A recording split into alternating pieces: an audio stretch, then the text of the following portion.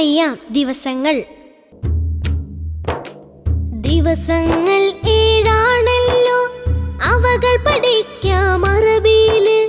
ഞായർ യൗമുൽ അഹദല്ലോ, തിങ്കൾ യൗമുൽ ഇസ്നൈനി, ചൊവ്വ യൗമുൽ സലാസ, ബുധൻ യൗമുൽ അർബിഅ, വ്യാഴം യൗമുൽ ഖമീസല്ലോ, വെള്ളി യൗമുൽ ജുമുഅ, ശനിയോ യൗമുസ് സബ്തല്ലോ.